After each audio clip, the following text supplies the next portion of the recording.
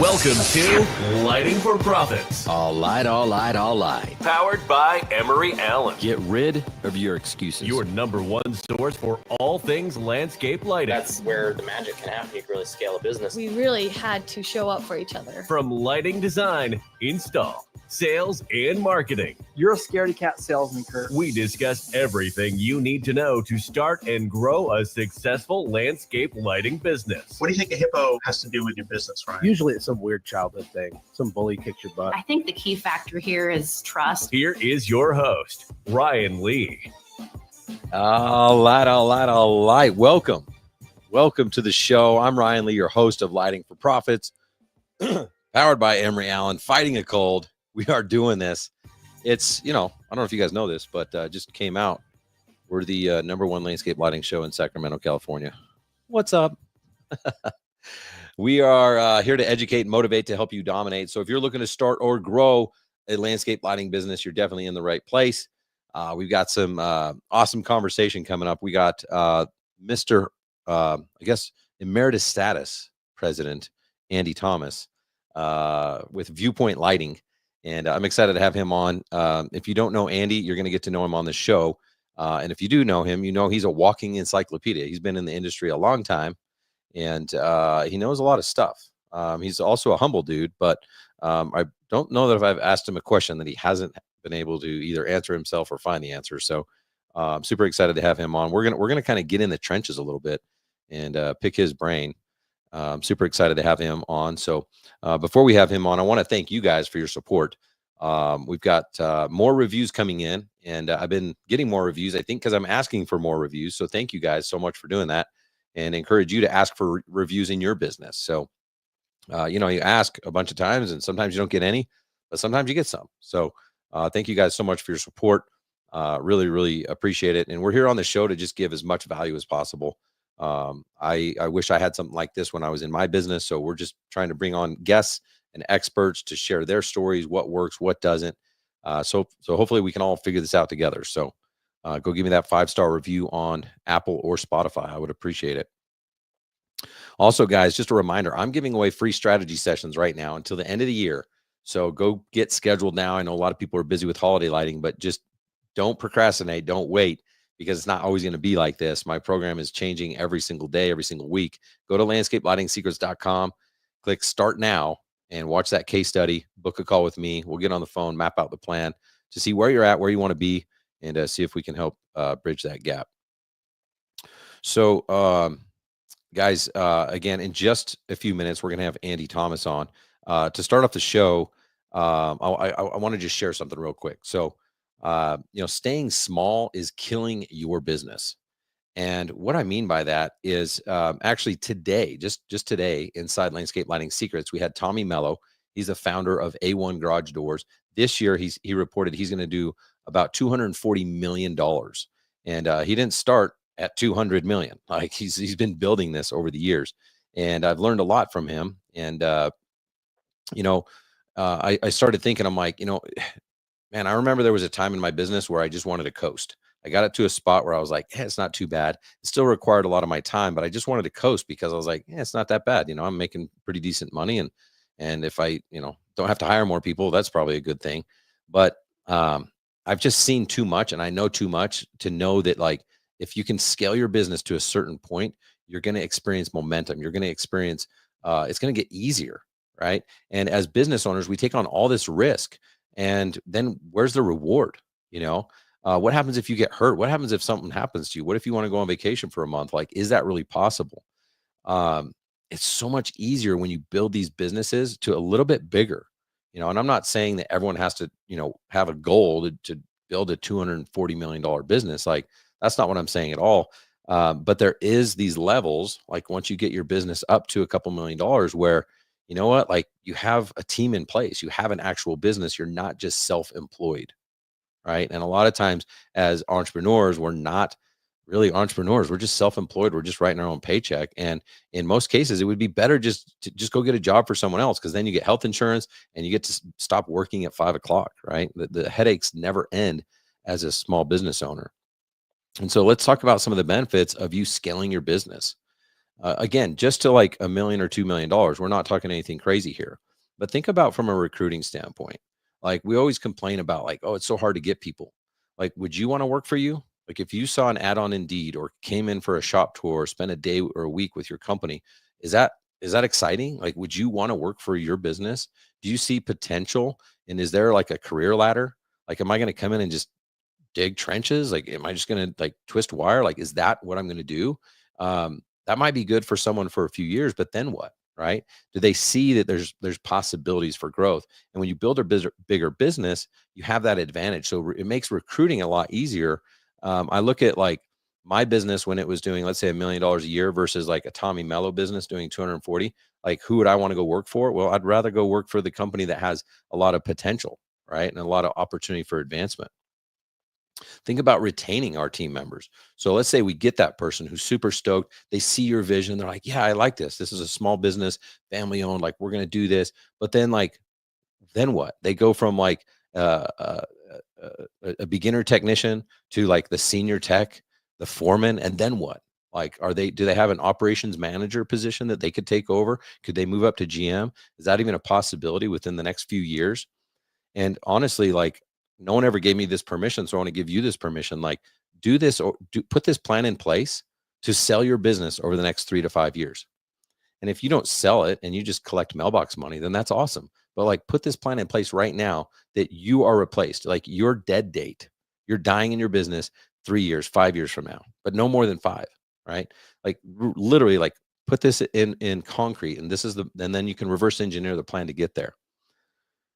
You know, you really never get to focus on what you want. When we start our business, we're usually passionate about lighting in some way. We either like the design, the install, maybe both. Maybe we like sales, maybe we like dealing with the client, but we rarely like all of it.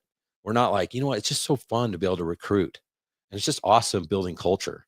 And it's awesome firing people and training. Like, no, there's a lot of the business that we don't like to do. And that's perfectly okay and normal. But there is a percentage of it, a small piece, where we're like, you know, if I could just do that. Like for me, I used to think, man, if I could just get a job doing sales for my lighting company, if I only could do that, that would be awesome. I just go meet with people, get them excited about lighting, and then I don't have to do anything. And even now I kind of daydream of that. I'm like, man, there's some cool business owners around the US. I would just go do sales for them. Like, that would be awesome, right? But if you don't build your business to a point where you only get to work on the things that you want to, then you're doing all the things that you have to. So it's important to learn to delegate, and this will allow you to be able to focus on what you want to do inside your business. A couple more takeaways that I got out of this training with Tommy. Tommy came and did this training for us today. Honestly, I have a ton of notes, and I'm going to probably like consolidate my golden nuggets. But one thing I thought was interesting is he said, everybody, doesn't matter what level you're at. I don't care if you're doing $500,000 in revenue. Everybody needs an EA. An EA meaning an executive assistant, and it could be a virtual executive assistant. We're going to be spending some time in the future talking about how to hire VAs and who to hire and everything else. But you can get these virtual assistants that are not that much money, and an EA can help buy back your time. So you think about all the mundane tasks that you do that right now, you're like, well, I couldn't delegate. I couldn't trust someone to do that. Well, that's part of it, is letting go, really assigning all these responsibilities to someone else so that you can focus on the areas of your business that make the most amount of money, that give you the most amount of joy, right? And in reality, momentum's not going to happen in your business until you scale. Like, you can't do everything. Like, you can't answer the phone within 2 rings and deliver top-notch customer service and follow up with people and meet them on time for their design appointment and do the install. And like, it just can't happen. Like, you're going to provide such a better white glove, red carpet experience for someone when you actually have a team, and you really start to experience momentum when this happens. The year that I sold my business, which was 2019, we did $600,000 in repeat business alone. So that's $600,000 that people, they had already spent money with us. This was new money on like, oh, we did their front yard, you know, prior, or now this is their second house, their third house, their lake house, right? So this was just gravy. This was just repeat business because we took care of that client. There's no way I could have done this if I would have stayed small. Like, it's just not possible, because that's $600,000. That's more than a lot of businesses are doing on an annual basis with all their sales, right? Advertising. So like your brand recognition and advertising, it works better the bigger you are.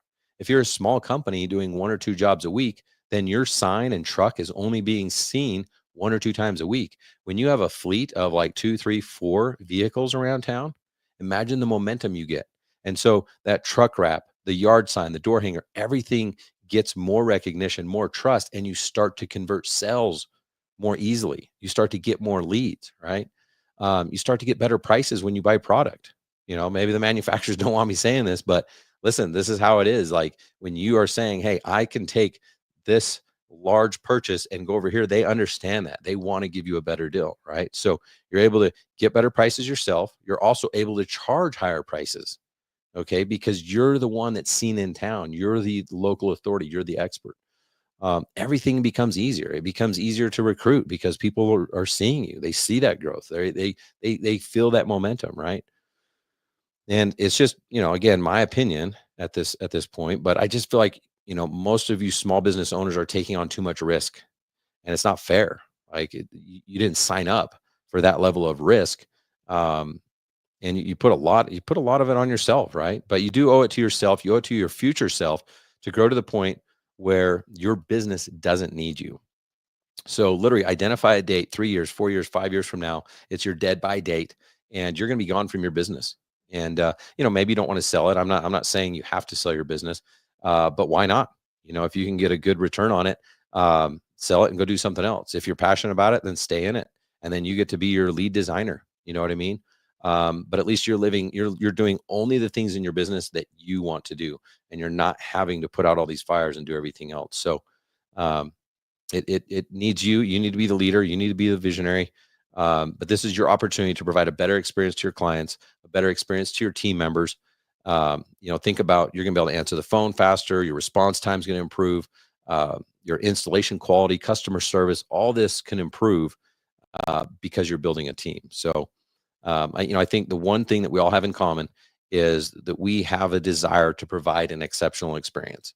It's why we, if we're on the spectrum of lighting design, like we want to be really good at lighting design, or if we're really want to become the expert installer, we want to do that, or sales or marketing or business, whatever it is. But I promise you'll do such a better job if you build your team. So want to just share that quickly with you. If you have feedback, you have comments, and you're here live, let us know in the comments, please, or shoot me a message, support@ryanleecoaching.com. But I just hope I can encourage someone to keep moving forward, because there's times where it just seems like it's easier to just stop and go back to the good old days when it was just you and a helper, right? There's a time and a season for that for sure. But if you're really going to be an entrepreneur, you want to have that risk. It makes sense to get to that next level. And we talk about all those things, even just on this podcast, of the things that you can do that. So that's it. I think it's time to get to our guest. Let me find my music. There it is.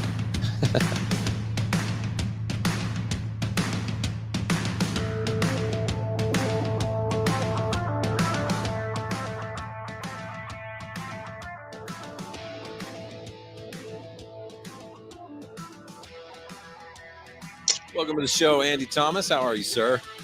I am great. Thanks Good for to be coming here. on. Good to be back. Love it. Love it. I love it. I just forgot. I need to check something real quick. I'm sorry. I guess since we're talking, you can hear me okay. I can hear you, yes. That's kind of all that matters right now. All right. Well, hey, yeah, welcome back to the show, and excited to have you on. We're, talking before the show. I kind of want to talk, find out about some more details of businesses. And I think that's kind of what people want, is like, hey, what lights are you using? How are you doing this? And how are you doing that? And, you're someone I totally respect and look up to. And especially when it comes to like your product knowledge and just your experience in the industry, it's really hard to teach that. I teach landscape lighting and specifically business skills. And sometimes it's pretty easy to be like, hey, here's the script, just say this. Troubleshooting is really hard to teach. Product knowledge, you kind of have to experiment with some of this stuff. But maybe just start by introducing yourself, who you are, for those that don't know you, and why the heck you're on the show and why we're talking landscape lighting. And who cares?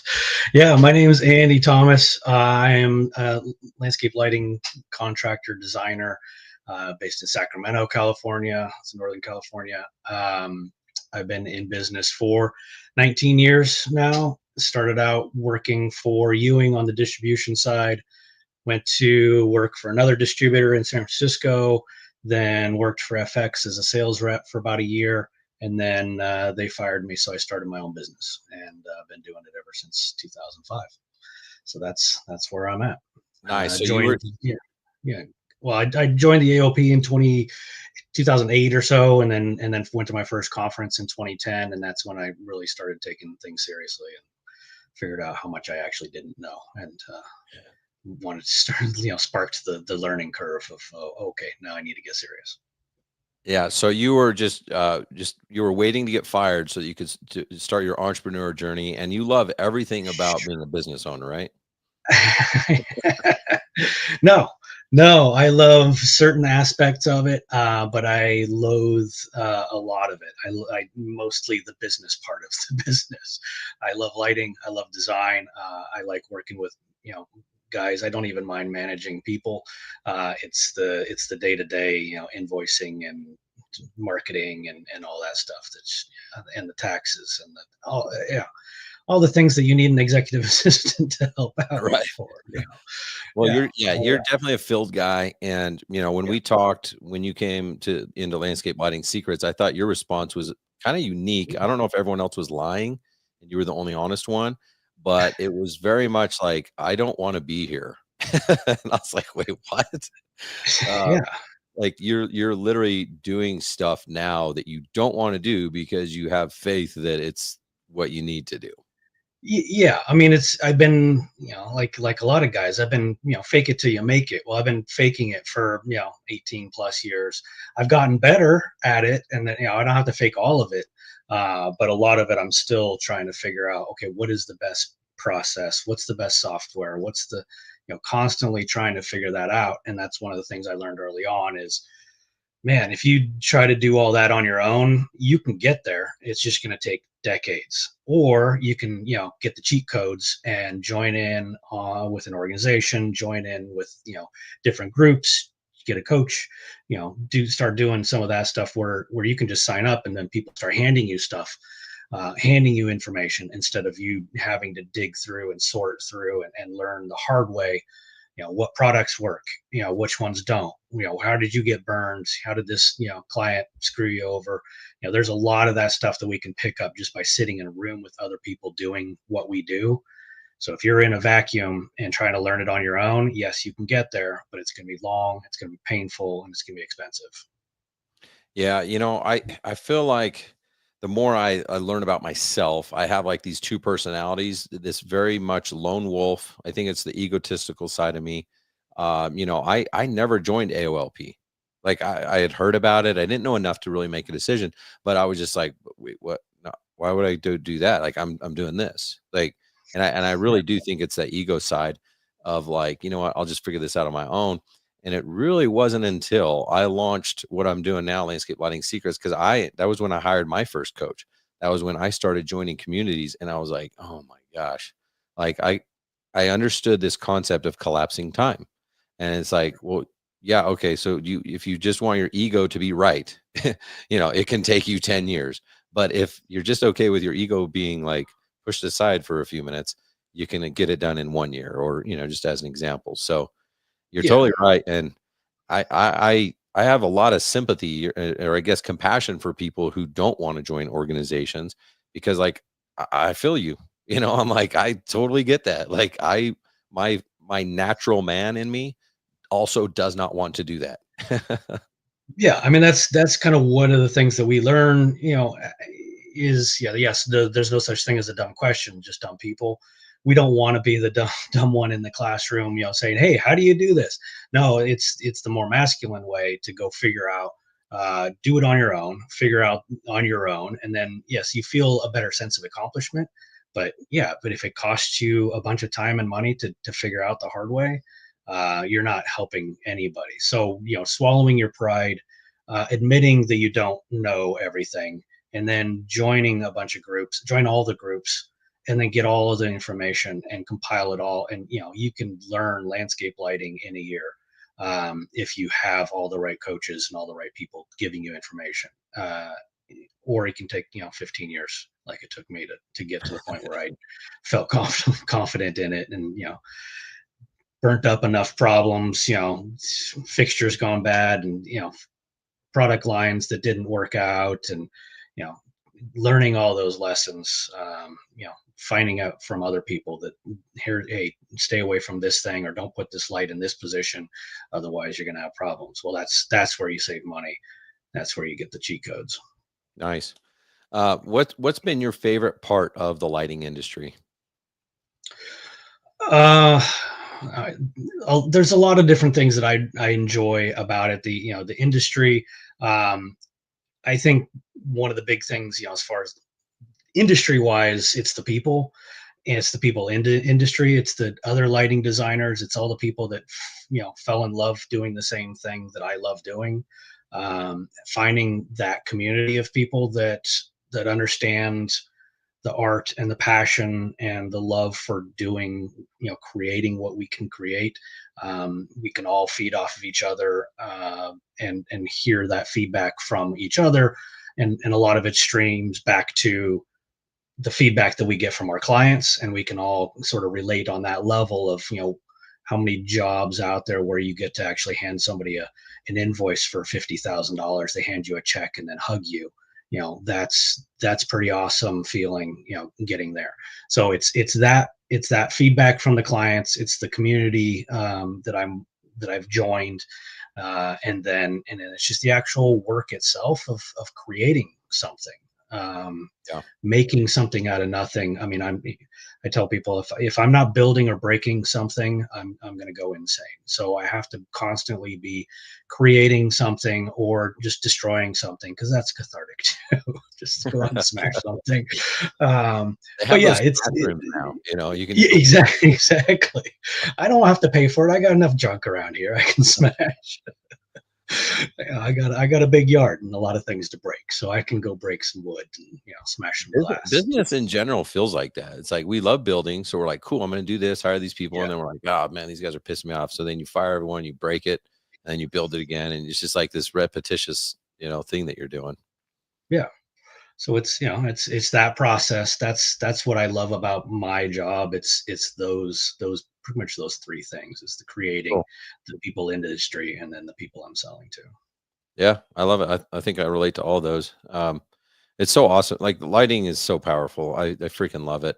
I'm always like, there's been times in my life where I'm like, wait, if I was just want to be efficient with my time and maximize my dollars, I think I'd be in like roofing or HVAC. But I'm like, I don't know. I just not passionate about it. Yeah, I mean, there's a lot of different trades where you build stuff, but not a ton where you actually get to design and build. I mean, there's home construction. There's the creative side of that, but something that one man can manage. You could be a one guy shop, and run it out of your garage, and get all that creative juices going, and then go out and build it, and then get a check. So that's the great thing about the lighting industry, specifically, is you can start with a Honda Civic and a screwdriver, and you've got all the tools you need to get started. I mean, you could just start with a screwdriver, because if you just go and you could just start knocking on your neighbor's doors and then widen your circle. Oh, I thought you were going to steal the Honda Civic with a screwdriver, jam it in there, start it. Well, I mean, that's how you get the Civic. You can't afford the Civic to start with. Yeah, exactly. So, you say, oh, you fake it till you make it, and it took you a long time, but you got to give yourself some credit, because you've done a lot of things right. I'm sure you screwed up, a lot, like all of us, but you've done a lot of things right. I know a lot about a lot of different companies, just from a revenue standpoint. Like, I feel like you've done a freaking awesome job. What have been some of the needle movers for you? Was it advice? Was it certain actions you took, people you hired? Like, if you were to kind of bottle up a little bit of that success, a handful of ingredients. I mean, I looked at my sales numbers. I went all the way back to the beginning and kind of looked at where my sales numbers were, and everything was just pretty much, gentle slope up until COVID. I mean, so if I were to say one thing that's changed everything, it was COVID. Because Cheers to before COVID. that, I mean, it doesn't matter what trade you're in. If you were in the building trades, chances are COVID was a boom for your industry and your business. So, but if I had, if COVID had hit and I'd only been 5 years into business, I would not have been able to capitalize on the wave that came through. So having the systems, some systems in place, I had to learn some of them really quick because I didn't have a CRM at the beginning of COVID. I didn't have a lot of that stuff in place. I had one guy helping me out, part time. Other than when we did Christmas lights, I'd have to staff up for that. But I got out of that racket. Thank God. Uh, but yeah, I call it a necessary evil, but yeah. Okay. Yeah. Well, once it's no longer necessary, then you can just cut that evil out of your life. Perfect. That's where I got to the point. I started doing holiday lighting, when business dried up during the winter. So I needed something to get me through. Well, once I'd been around long enough and we had enough recurring, client income stuff that would keep us going through the winter, then I'm like, well, we don't need to do Christmas lights anymore. Let's stop the whole holiday lighting thing. And we had event lighting and so on, other little things, but yeah, landscape lighting was the main. But yeah, I think the biggest thing was just learning. It's like everything, you don't know what you don't know, and once you find out that there's other stuff out there, like CRM software, bookkeeping software, that was kind of the biggest thing is when we signed up for Jobber, and there's a bunch of other ones out there, but we Jabra was the one that kind of struck a chord with me.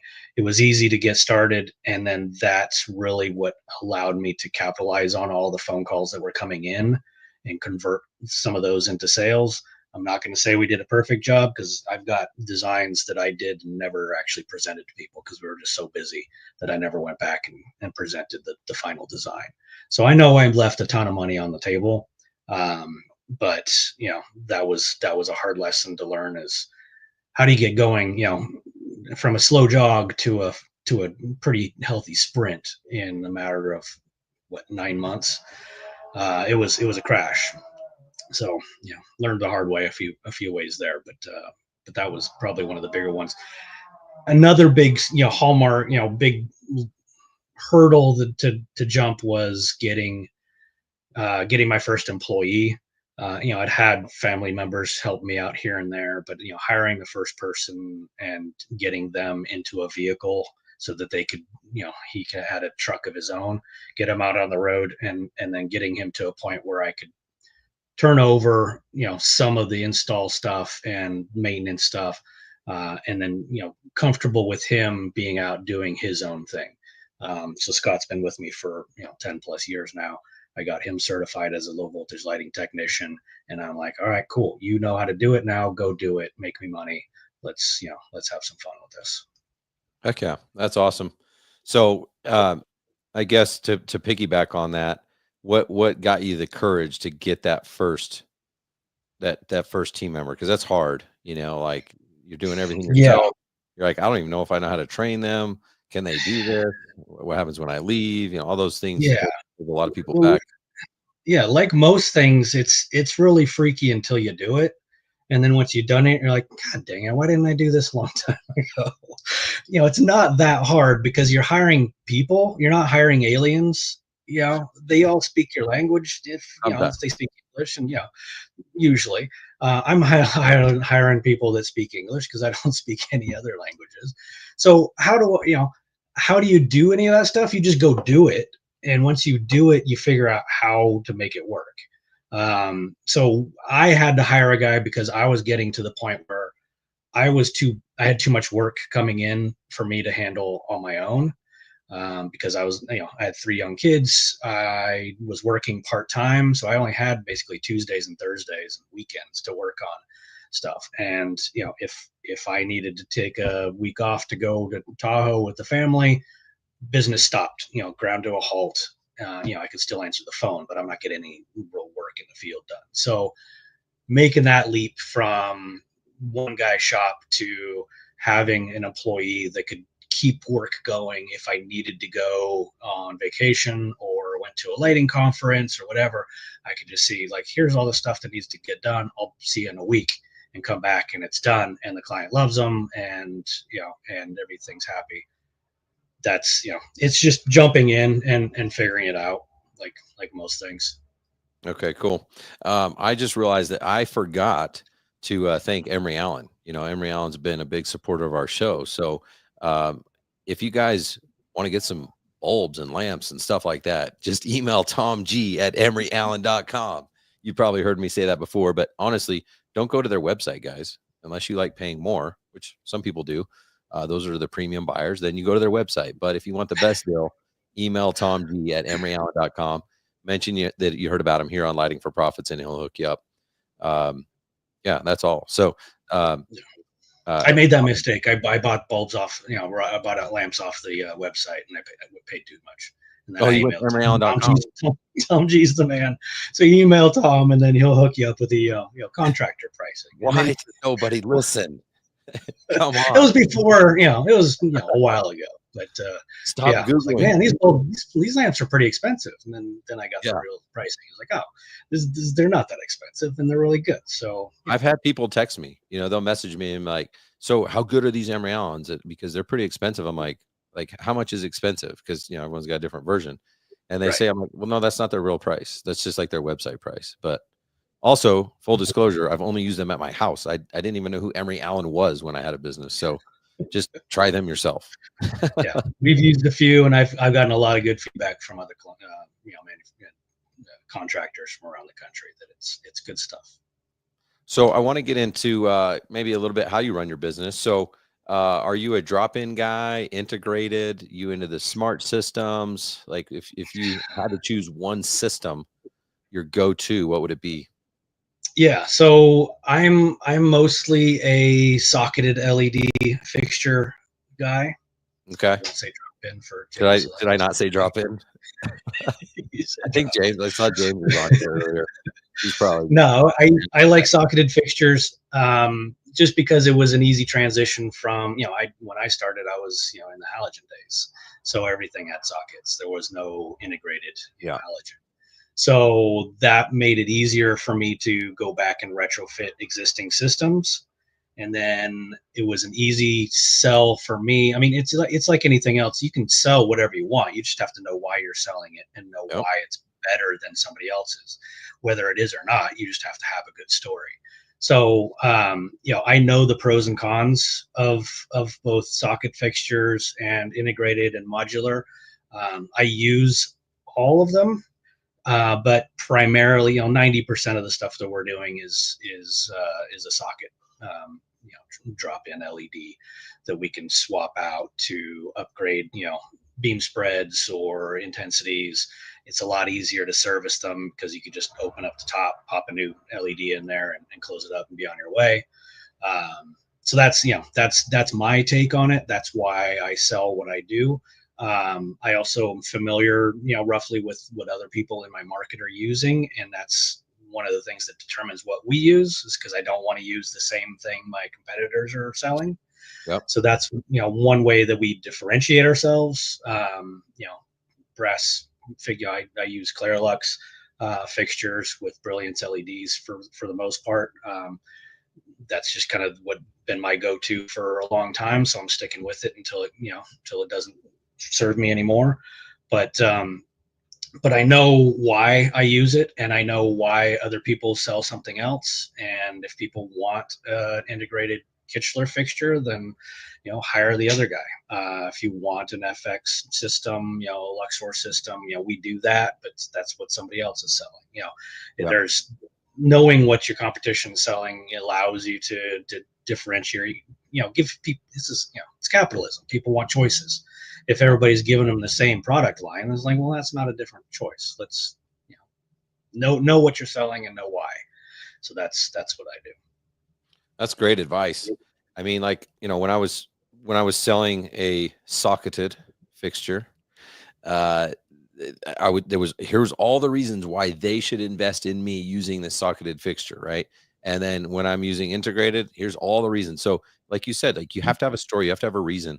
For me, when I was big on integrated, it was because like no one else in my market was willing to do that. I mean, the cost is higher and they weren't willing to. So obviously I'm presenting a higher price, but now I was in this, blue ocean instead of a red ocean, everyone fighting. So I think that's important. I think everyone needs to understand their story, their differentiator, and then lean hard into that. And it doesn't truly matter. Like, you hear a lot like we don't sell fixtures, and that's true. We are designers and stuff, but at the end of the day, like people are going to want to see what's getting installed in their place, and it can be a huge differentiator for sure. Well, you have to have your value proposition of why you're doing it. And no, we're not fixture salesmen, but we do have to service fixtures. We're not servicing a design. We're servicing the fixtures. When something stops working, we have to go back and work on the fixtures, not necessarily the design. So those fixtures have to be good quality. I don't bring up fixture specs and show people catalogs and fancy pictures, and other than path lights and something that has some style. But I sell the design and I say, here's the line that I use. Here's why I use it. But in a perfect world, you won't be able to see any of those fixtures. You won't be able to tell that, where the light's coming from. So if I do my job, you won't care what the fixtures are because you're not going to see them. All you're going to see is a yard that's beautifully illuminated. Now you can extend your, life into the backyard, into the night, all night if you want. Grab a glass of wine and live it up. Yeah, it does remind me. There was jobs I would sell, and they didn't see anything. They didn't even choose path lights, and really, for the most part, it was fine. We said, "Hey, we're going to hit this area. We're going to splash it with some path lights to give you this, area, and we'll light these steps, and all that." And that was good enough. That was like selling the design. But for the most part, it was fine. They're like, "Oh, it's beautiful," but there was a couple times where they're like, "Oh, we don't like these," and it's like. Ooh. Yes. So how often are you going to be that color? Yeah, I know. Now it's already changed. It looks like a leopard. It's only been 2 days. It's like, oh, okay, now we got to talk about patina. And so like how proactive are you on selecting, let's say path lights, because that's probably the most visual fixture that you're going to see. Yeah, I mean, that's one where I'll actually put that in my concept design where I'm showing them the pictures of how I'm going to light the space. I'll give them, here's my go-to path light, this style or this bollard or whatever. Here's what I would like to use. And then if they balk at that and say, oh, I don't really like that, then I was like, okay, well, that's fine. Let me put together, or show me something that you do like, and I'll find a fixture that I know will work that matches that style. Or I'll just say, okay, well, that's fine. I'll go back. Give me an idea what you're looking for, and I'll give you 3 choices. Pick one of those 3 and we'll make it work. But it's going to be something that I already know is going to do the things that I need it to do, because we're lighting designers. We need the light to actually do the functional lighting part. So I'm going to give them options that I know that it's going to light up what I need it to light up.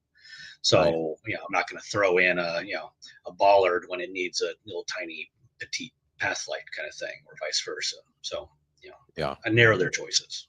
Well, it's a great point, because the last thing you do, you don't want someone to open up a catalog. They could take months, literally months, to make a decision on something that's so simple. So, right, and then they'll end up picking the worst fixture that doesn't do what you need it to do, and then you need twice as many because the photometrics on it are terrible. So now we got to put I don't want any path. A perfect design for me has 0 path lights in it. I don't want to see any fixtures. Path lights are almost always visible. So let's eliminate them as much as possible. But yeah, if we have to pick something, let's pick something that's going to work. And then let's, make it pretty if we have to, or invisible if we can. Nice. Talk to me about any, like, you're kind of like a tech guy, like, tools and all that stuff. Any must-have tools that you think might be like people don't have that they should? Or I mean, some people don't have voltmeters, so I don't like. Yeah, let's start with that. All right, start with a good screwdriver, and then work your way up to a good multimeter. Something with an amp clamp on it, something that will give you different readings. AC and DC will actually get a true RMS multimeter, because RMS, meaning root mean square. It's better for measuring on LED systems. Yeah, low why? voltage systems. Can you say it in layman's terms? What is RMS and why does it matter? No, I don't know what it means. I know what RMS stands for, root mean square, but it's just a way of measuring the amps, or the amps on a system. I don't know what it's for and what the difference is between the RMS system and an RMS meter. So that's one where I haven't been interested enough to look it up. I'm sure Okay, it's out there. well, I hear it too, Yeah, and I I don't don't know either. I just know, I just somebody told me the RMS is better, and I read into it and say, yeah, RMS is better for LED systems. Okay, cool. then I'll do that. Yeah, and perfect. Beyond that, it's there's a lot of different tools out there that make your job easier, or make you more effective with your time. And the more effective with your time you are, the more you can charge per hour. So, yes, if you have a cut wire and you have to dig up an entire system to find a little cut wire, you can only charge, $20 an hour because you're doing $20 an hour, labor. I can bring out my multimeter and my my wire tracer and my TDS, and I can find that in 5 minutes, fix it in another 10, be out of there in 15 minutes. Well, now I can charge them $150 an hour, for that repair because it took me no time to find it, but I have $1,000 in tools to find it. So a good wire tracer is key. The best one you can afford. Mine actually just it was 15 years old and it finally stopped. I have one in each of my other vehicles, but the one I had in my truck finally died, so I got to get a new one. Get something that's gonna, a good wire tracer.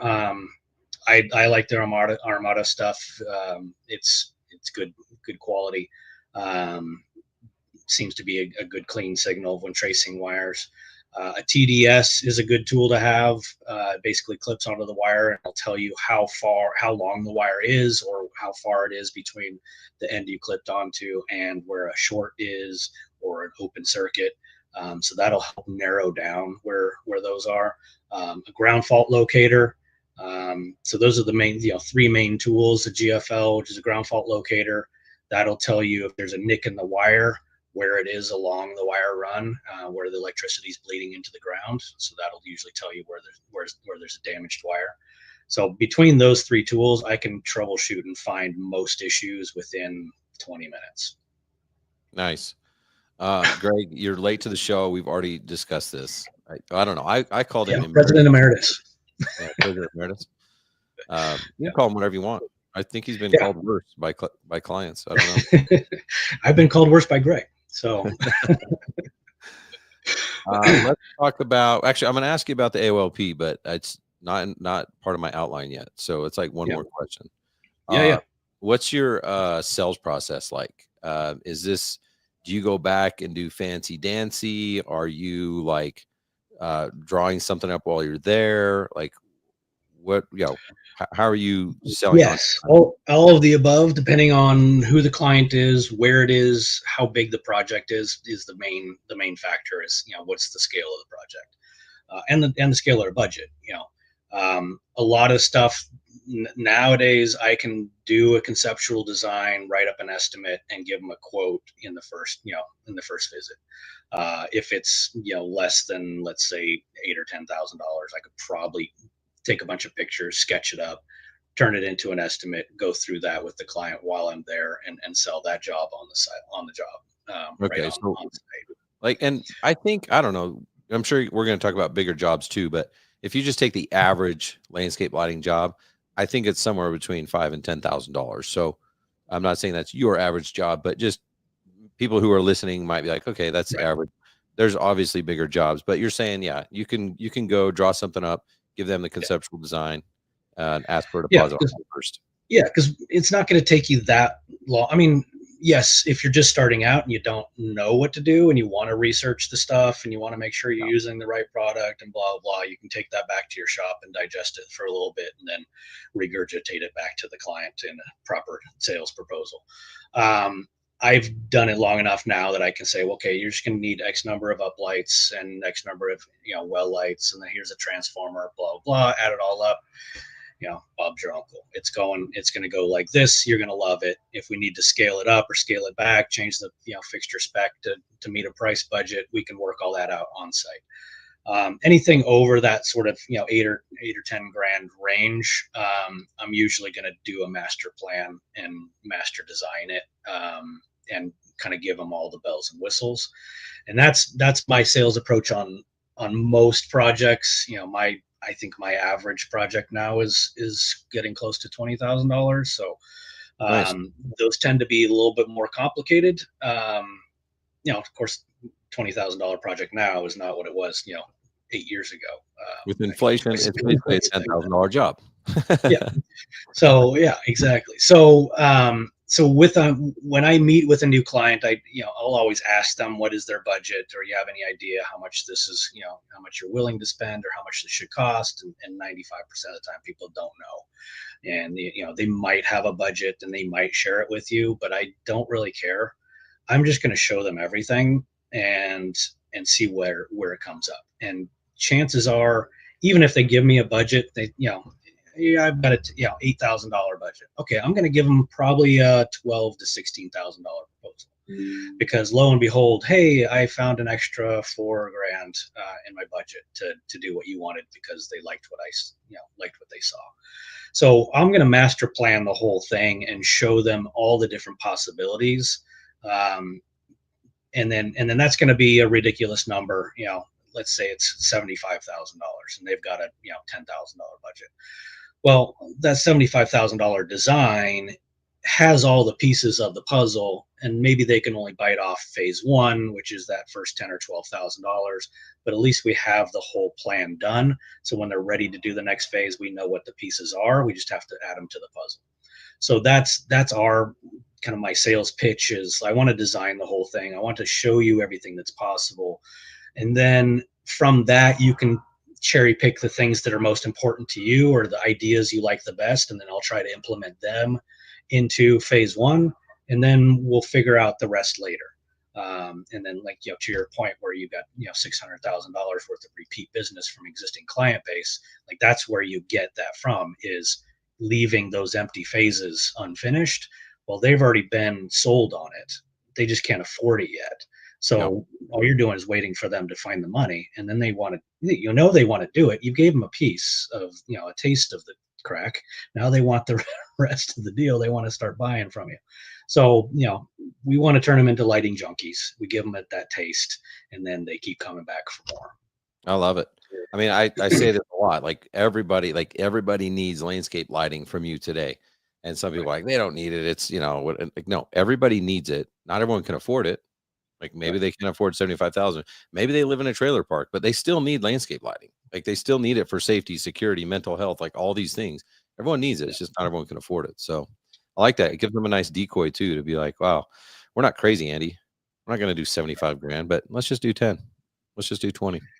Yeah. And it's kind of funny to me how many people will, and it's a sales tactic. I mean, it's the price soak kind of thing.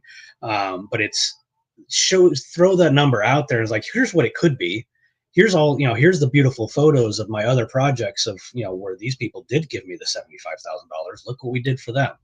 Now you need to go back and, now at least what size piggy bank you need to fill up before you can smash it and spend it all on lighting.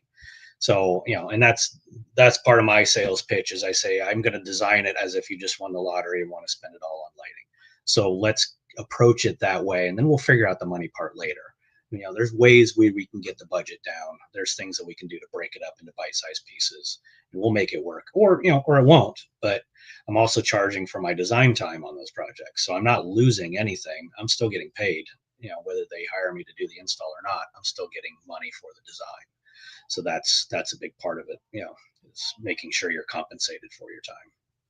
Well, and I think, you forget that, like, especially once you've been doing it a while, you forget that your client doesn't have the same knowledge and experience as you.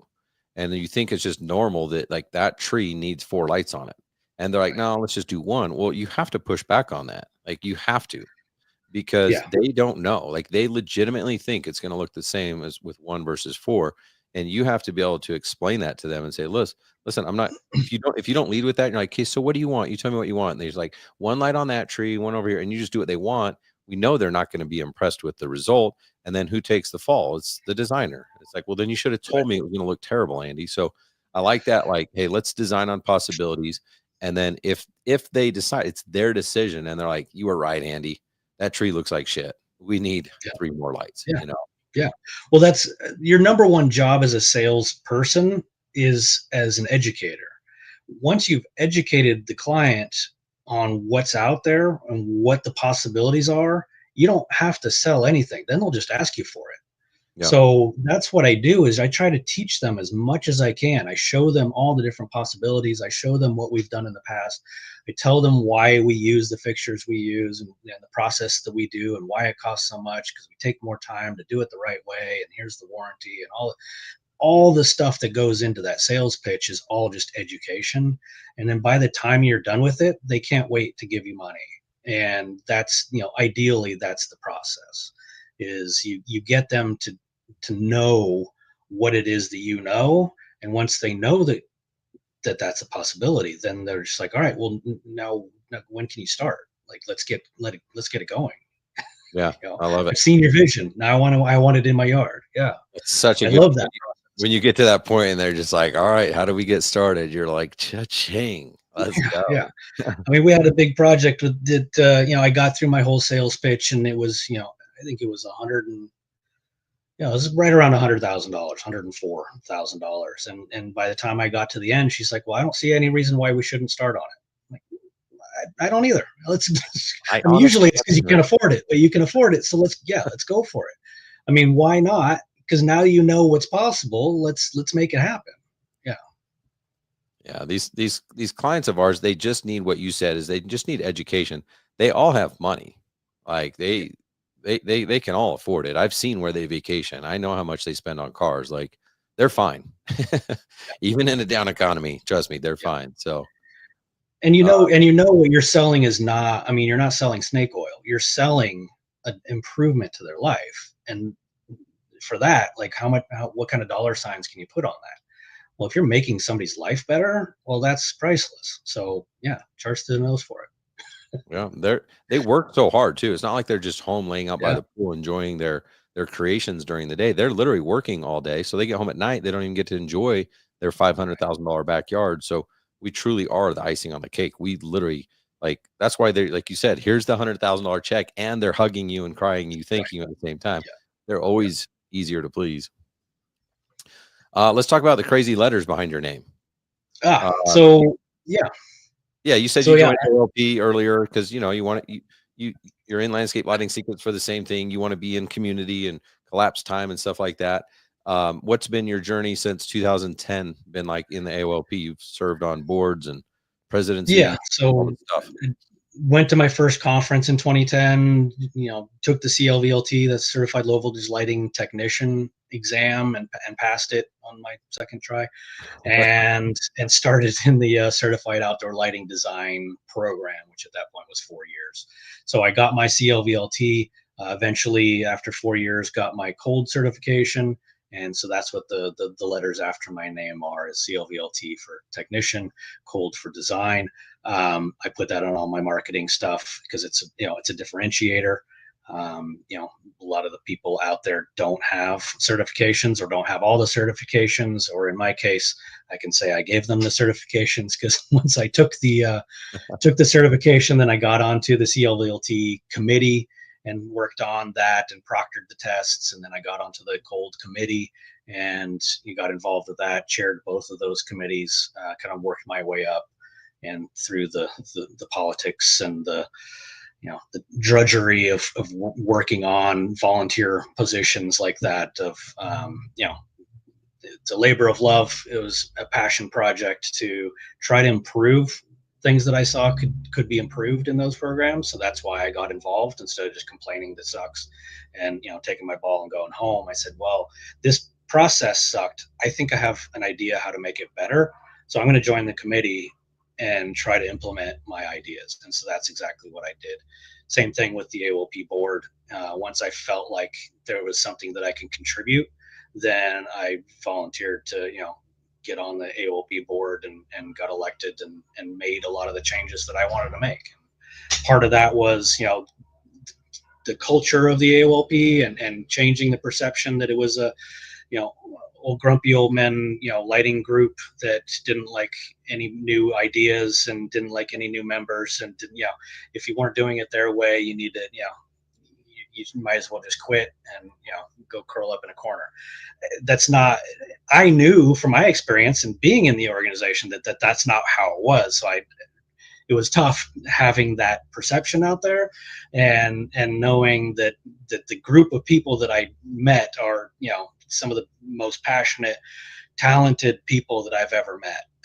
And being able to call them all friends now, most of them friends, some are still jerks, but they're everywhere.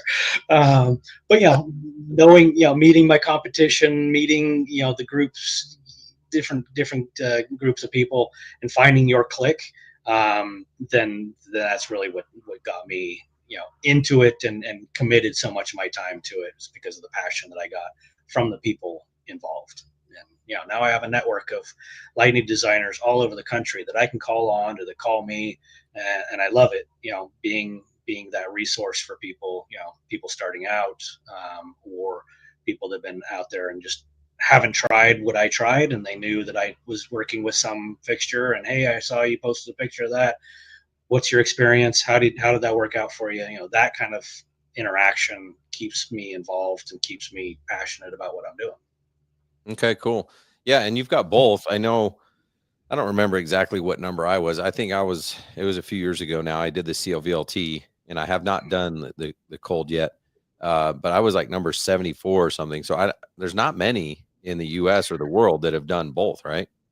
No, not a whole lot. No.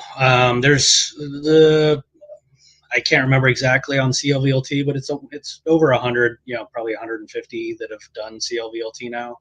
I was number 1058. So 10 being the year I got it, number 58 being the 58th guy that passed the test. So, you weren't that far behind me in number wise, but also to have the cold, I think, because the cold, because there's, well, I mean, it was good. It made sense for me because I am the technician. I do the install and I was doing design. To have both. Now I don't use the technician part because I have guys on my crew that are technicians and installers, and I have had 4 of the 5 guys right now I've got 3 guys working full time. All 3 of them are certified, and then I've got a couple, one high school kid that works for me during the summers, and he came out and got certified. He's the youngest person to get certified, pass the test. See, I think that's cool. I think it's this is part of that, like, lone wolf strategy that I used to do versus like being part of a community. So like, if you think about it, when you're trying to build culture and keep people around and stuff like that, if you bring them to an event, you invest in them and invest in that training and certification, I mean, that says a lot about how you feel about them, right? And the lone wolf's not going to have that, like what did you invest into me? I don't know. Even if you just went as a business owner to some conference, that's good. But what's better is if you bring them, and you make them part of the community too. I would go to events and come back with the free T-shirt and the hat and the coffee mug, and I'd hand those out to the guys, and they're like, oh, cool, swag. But when I started taking my guys to the conference, then they start to get a sense of the community that I belong to, and then they get vested. It helps that they're certified and they need their CEUs to maintain their certification. So they have to, proctor the test and do the things to check the boxes to keep that current. So I said, that's on you. So like last year I paid for them to come out, paid for the, hotel, paid for everything. This year I said, if you want to come out, you're paying your own way. I'll pay you for your time at conference, but I'm not paying for your transportation. I'm not paying for your hotel. And I think all my guys, same 3 guys that came out last year, are going to come out again this year. So that's what I want to do, is get them involved with the community and make some of their own friends there so that they can see and, get sense of the passion and get more involved themselves. That makes me handing the ball to them a little easier to make that transition when we Nice. wanna sell off And then, out of here. what other advice would you give to someone who's either, there's people that don't know about AOLP, or there's people that complain about it, whatever. What advice would you give to those looking to get more value out of it? I mean, the biggest value is going to the conference still. I mean, there is more stuff out there, but going to conference and spending the time with the people. We'll be in Clearwater, Florida in February this year. It's a great location, and it's Florida in February. I mean, come on, come on out. No I complaint. mean, I'm in California, but it's still better than here. So yeah, I mean, coming to the conference is the big thing, because that's where you're going to get jump started into it. That's where you're actually going to make friends and find your community. With the organization now, we have webinars, we have training stuff that happens throughout the year. So there is still value if you don't come to conference, but it's really the conference is where you're going to make those personal connections. And you'll get just dragged into conversations whether you want to or not, and you'll learn something whether you're trying to or not, and somebody's going to teach you something. So that's my sales pitch for it, is just come. If you're going to poo-poo it, come to conference and then poo-poo it. But if you've been to conference, chances are you're not gonna look down on it anymore. That's so true. I have a lot of people that poo-poo on me, and I haven't done anything of my programs. I'm like, okay, but yeah, I mean, that's like I said, joining the, if I had a problem with the program, I'd join the program and then change it. Don't just dump all over it and say this guy's a hack, or this group doesn't know what they're doing, or he posting stuff that he's the be all end all. Like, well, that's not what he said. Join the program, find out what it's about, and then you can give a proper review. But it's these people that snipe from the outskirts. It's not constructive. Yeah, and I like what you said too. Like, hey, join a committee. Be on the board. It's not like anyone can do this stuff. Like, it's a nonprofit. They need volunteers. We need volunteers. So, we need bodies. Just show up. If you help out, then great. If you just show up to show up to do some of the lifting, that's fine. We just need people to get involved. And once you get involved, you see how it's made, and then you'll complain less about what we're doing if you realize how hard we work to do what little we can do. So. Yeah. Well, I had just bought my ticket, but I'm going to get a refund now because Greg is packing his Speedo right now. So yeah, well, no, all right, everybody, cancel your plans. it's over. Hey, okay, I got to give one last plug.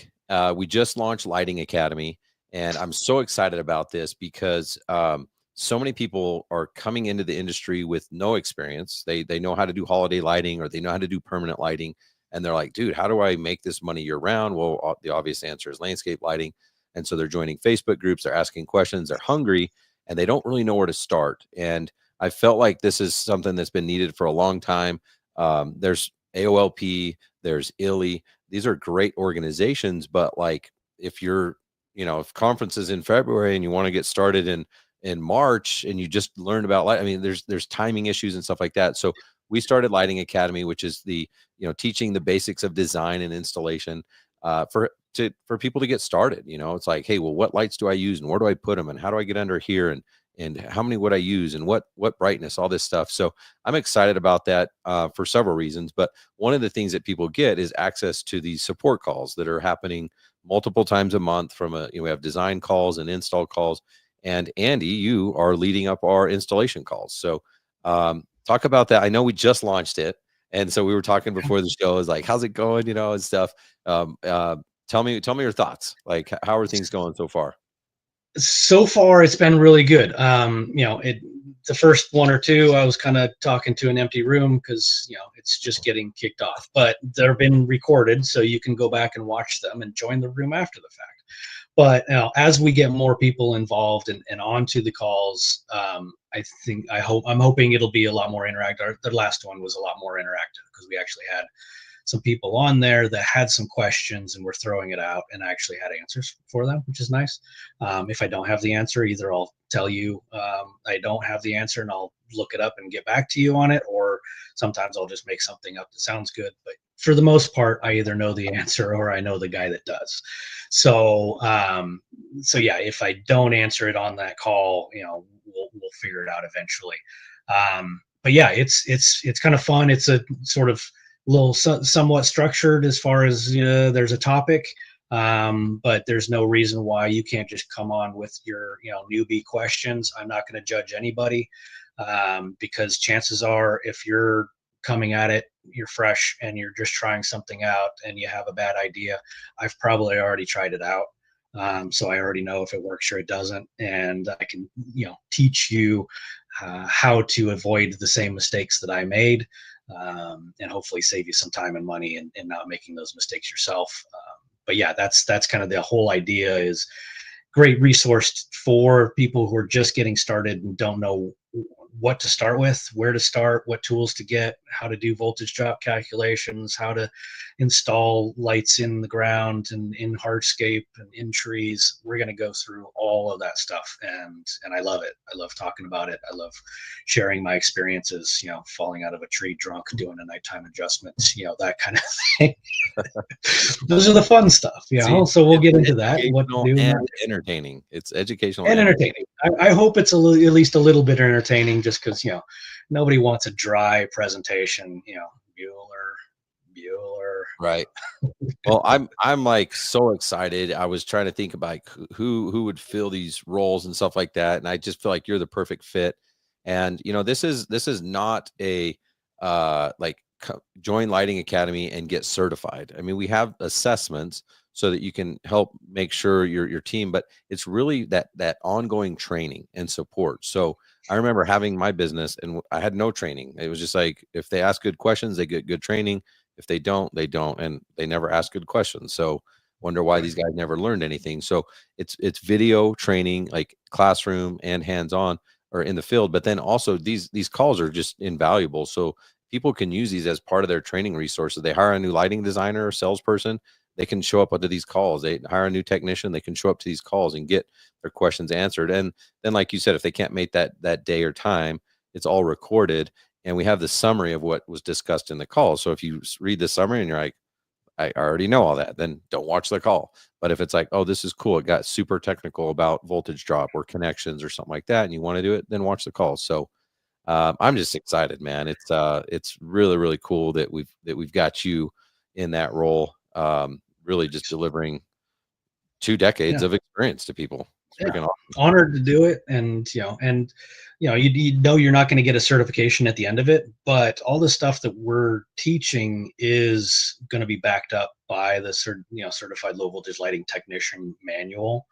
And a lot of the information that we're going over is either going to be directly in that book or not conflict with it, certainly. But I'm not teaching to the book, and I'm not using that as a framework, but I'm going to make sure that everything that we do teach is the proper way to do it, and why, and what can happen if you don't do it the right way. A lot of it comes down to liability and starting fires and breaking things. Let's not do any of that. But by the time you get through a lot of this stuff, you'll already have a lot of the information that's in that certification. And if you do want to get certified, you'll have a leg up on other people that are starting from scratch or trying to figure it out on their own. Absolutely. And it's the groundwork. Like the CLVLT is no joke. There's a huge study guide that you pretty much have to memorize. Like there's no way this is going to replace that. Like, you're going to have to study well beyond that. And you need, the other thing I noticed about the CLVLT is you need real world experience. Like you got to go out, you got to learn to troubleshoot some stuff that you're not going to learn in Lighting Academy. You're not going to learn in a study guide. You got to go figure this stuff out. And you need it all. You need that experience. So I'm excited, man. If you guys are interested in getting information, we're doing a dollar trial. It's not a free trial. You pay $1 right now for 7 days. If you like it, then you stay in. It's $97 a month. If you hate it, then you just cancel it, and then you lost $1. So that'll give you enough time to go check it out, watch some of these recordings and stuff like that, and then check out the format. So, Andy, That was awesome, man. I appreciate you taking the time away from your business, away from your family to be here. Thanks for paving the way for everyone in the lighting community, volunteering to be on the boards of AOLP, the committees, the Presidente. You're awesome for doing all that stuff. Yeah. Well, thanks for having me on today, and glad I could share some of my knowledge, and hope to do some more in the future. Love it. All right, man. You have an awesome night. Okay. You too. Thank you, sir. All right. See you, everybody.